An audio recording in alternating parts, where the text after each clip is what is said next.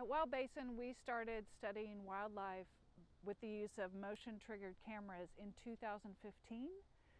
First, we placed 13 cameras within the boundary of the preserve on a grid arrangement, and they were there for 2 years.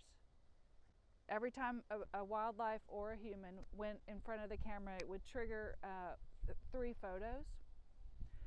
And then in 2017, we moved those cameras to the boundaries of the preserve, so along the fence line that we share with residential areas and along the area we share with another preserve. And the purpose of that study really was to see how wildlife were moving in and out of the preserve compared to how they were moving within the preserve, and also to see which species were most abundant, how they moved at different times of the year, whether their movements changed from season to season, whether their populations changed from season to season.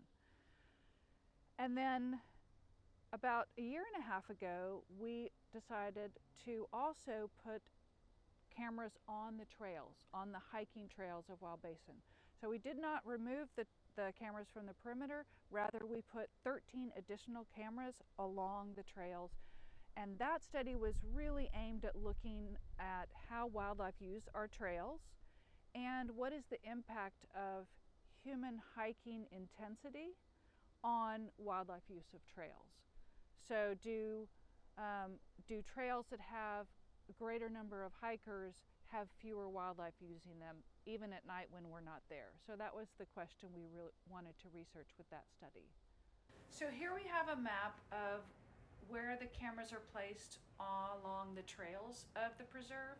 And as you can see, we intentionally do not place cameras close to each other. We want them far apart, but we also want to have the longer trails well represented. So 2 of the longer trails, Creek and Yaupon, have 3 cameras each, where most of the shorter trails only have 1 camera. And then as we place these cameras along the trails, if we find that they're not catching a lot of wildlife or they're just not working very well at that spot, we have moved these cameras around a little bit.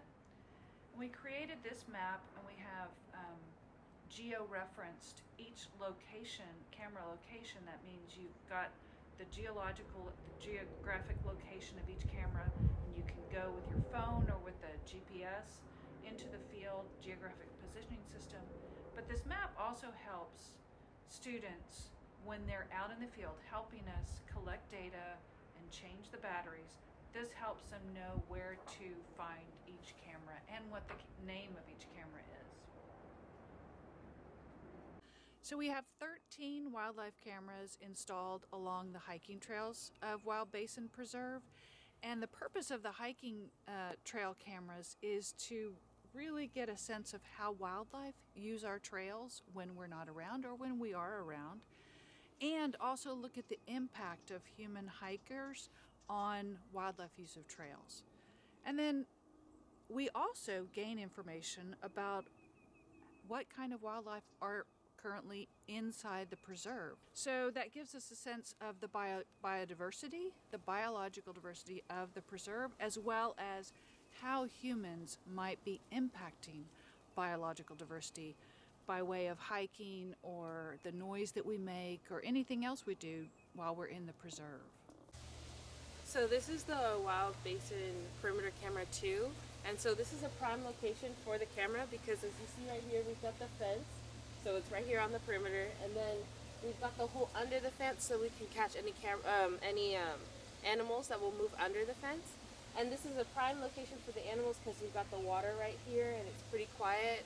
So yeah, and we've got this camera catching all of that. So back at the field station, we bring the memory cards from the cameras that hold all of the photos from each camera, and we insert them into our computer, and then we can look at the photos that were captured by the individual cameras. For example, on the trails we see everything from the medium-sized predators such as coyote and bobcat and fox down to the very small mammals such as rabbits, squirrels, and then we see birds, roadrunners, Chuck-Will's widow, which is a nocturnal species, so we see them using the trails. And then unusual species, or even the less common species, such as the porcupine, the wild turkey. These are all things that have been documented and that we can study through using these motion triggered cameras. There we just saw a person.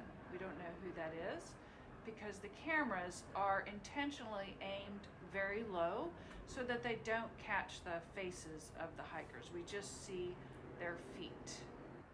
So here we have a photo of a coyote during the day, or sometime during the day, on this trail, and you can see on the bottom right hand corner of the photo the date that the coyote passed by. It's the 15th of January in 2021.